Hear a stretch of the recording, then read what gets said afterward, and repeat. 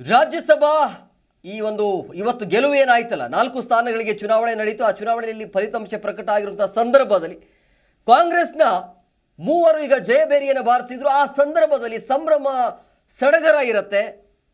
ಅದೇ ಗ್ಯಾಪಲ್ಲಿ ಕಾಂಗ್ರೆಸ್ ಸಂಭ್ರಮಾಚರಣೆಯಲ್ಲಿ ದೇಶ ವಿರೋಧಿ ಘೋಷಣೆ ಆಗಿದೆ. ಅಲ್ಲಿ ಶಕ್ತಿಸೌಧ ವಿಧಾನಸೌಧದಲ್ಲಿ ಪಾಕ್ ಪರ ಘೋಷಣೆ ಮೊಳಗಿದೆ. ಕಾಂಗ್ರೆಸ್ ಅಭ್ಯರ್ಥಿ ನಾಸಿರ್ ಹುಸೇನ್ ಗೆಲುವಿನ ಬಳಿಕ ಈ ಒಂದು ಘೋಷಣೆಯನ್ನು ಮಾಡಿದ್ದಾರೆ. ಪಾಕಿಸ್ತಾನ ಪರವಾಗಿ ಘೋಷಣೆ ಕೂಗಿದ್ದಾರೆ. ನಾಸಿರ್ ಹುಸೇನ್ ಬೆಂಬಲಿಗರಿಂದ ಪಾಕಿಸ್ತಾನ ಪರ ಘೋಷಣೆ ಆಗಿದೆ. ಜಿಂದಾಬಾದ್ ಜಿಂದಾಬಾದ್ ಪಾಕಿಸ್ತಾನ್ ಜಿಂದಾಬಾದ್ ಅನ್ನುವಂಥ ಘೋಷಣೆ ಮೊಳಗಿದೆ. ಅದೇ ಸಂದರ್ಭದಲ್ಲಿ ನೂರಾರು ಜನ, ಸಾಕಷ್ಟು ಜನ ಇದ್ರು ಅಲ್ಲಿ. ಆದರೂ ಕೂಡ, ಇಷ್ಟೊಂದು ಜನ ಇದ್ರೂ ಕೂಡ ಆತ ಯಾರು ಅಂತೇಳಿ ಆತನನ್ನು ಹಿಡಲಿಲ್ಲ.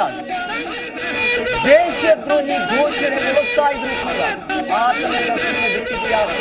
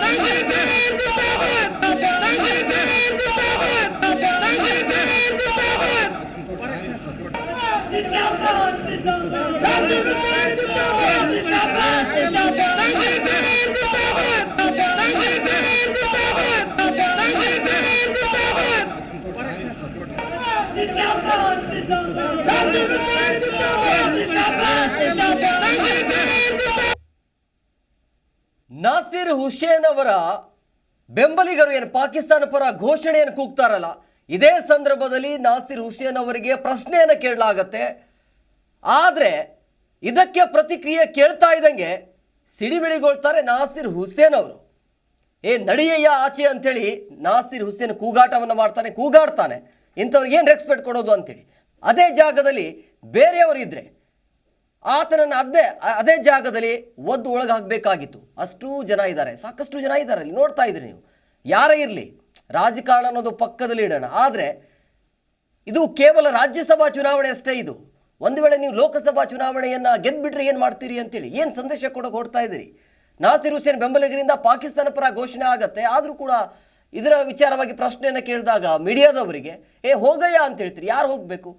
ನೀವು ಹೋಗಬೇಕು, ನಾವ್ಯಾಕೆ ಹೋಗಬೇಕು?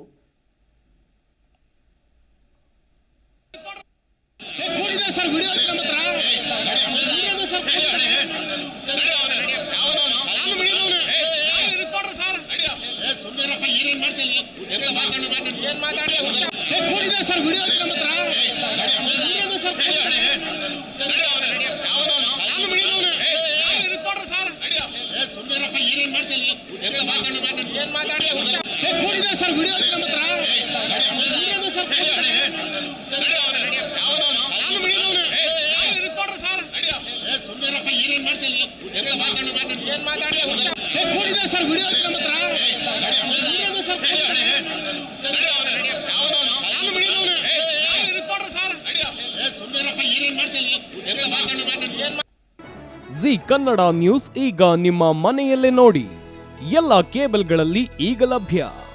ಸನ್ Direct 292, Jio TV 1334, U digital 162, Siti cable 51, GTPL 17, Abhishek cables 821, Rockline telecommunication 51, Shri Basaveshwara number 60, Vinayaka digital number 53, in digital number 896ರಲ್ಲಿ. ನಿಮ್ಮಿಸ್ತದ ಜಿ ಕನ್ನಡ ನ್ಯೂಸ್ ನೋಡಿ ಆನಂದಿಸಿ.